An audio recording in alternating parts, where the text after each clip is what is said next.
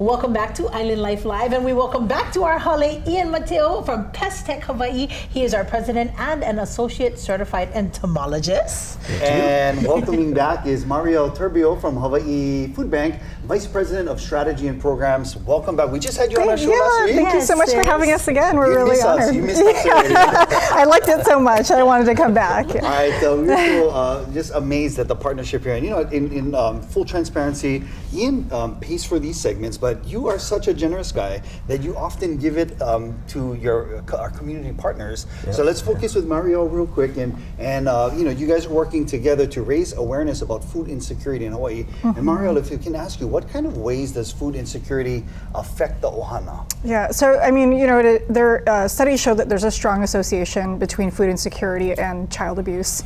And that includes neglect. And as a matter of fact, Ian and I were just speaking, and I hope that this is okay with you in the lobby, that, you know, we share very similar stories, you know, coming from a food insecure household. And, you know, your parents are working multiple jobs. Sometimes you have a single parent household. And so, you know, the child grows up just being neglected, you know, or even facing other types of abuse, unfortunately. And so one of the things that we do with the supportive community is we have the ability to provide food to those families to reduce food insecurity rates. Wow. Yeah, that's powerful. Oh my goodness. Mario, again, mahalo to you and to the Hawaii Foodbank for all the great work that you folks do.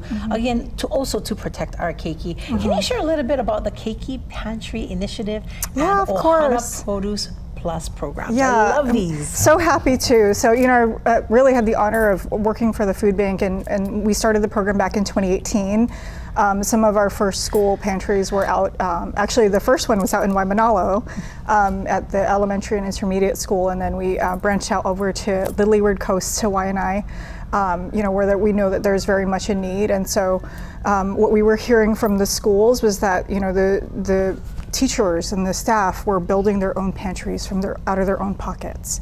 But the need was so high that they did not know how to continue and how to make the pantries sustainable. And so they reached out to the food bank for support, and, you know, we had a little bit of grant funding to start to build them, and we started to partner with the YMCA, and we're really lucky that we have a lot of community partners, because this is the one program that we have that does not have federal funding support.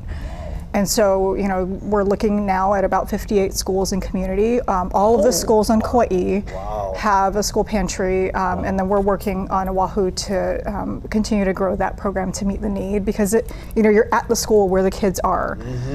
You know, when they go home, some of these kids, the only meals that they have are breakfast and lunch. If they make it to school in time. Right. But lunch, and then they go home and they don't have dinner. There's nothing. Yeah, and then on the weekends, can you imagine? On the weekends, they might not have anything to eat at home. And so the pantries are designed, some of them provide a bag of food, so the keiki can bring that food home, you know, with a meal, fruits, vegetables, protein. And then sometimes we have snacks, so things that are ready for the kids to eat right away in case they need something right then and there. My Yeah. gosh. What an incredible program. Yeah. As Diego mentioned, thank you for helping to protect our keiki and provide for them. This is so awesome. I get chicken skin over here. Now, somebody might be watching right now, Mario, and they're struggling, and they need some assistance as well. So how can, besides the keiki pantry, how else can they connect with Hawaii Foodbank? So, you know, if anyone knows anyone in need of support, they can visit our website, of course, hawaiifoodbank.org, or call 211 to find out where the nearest food distributions are. But can I just share that we're really lucky to partner with folks like Pest Tech Hawaii, because, you know, right now we're about, so we know that about 30% of the households in Hawaii are food insecure. About 54% of the food that we get to distribute in community comes through donations. And right now, you know, I'm sure you've heard that there are federal funding cuts. You know, our state is being impacted by about $4 million. Our food banks and the work that we do, about $2.8 million. That's equivalent to about 66 loads of food that we received last year through federal funding that we're not receiving this year. And so we need to close the gap, but we can't do that without partners from community like Pest Tech. So we're super grateful for the partnership.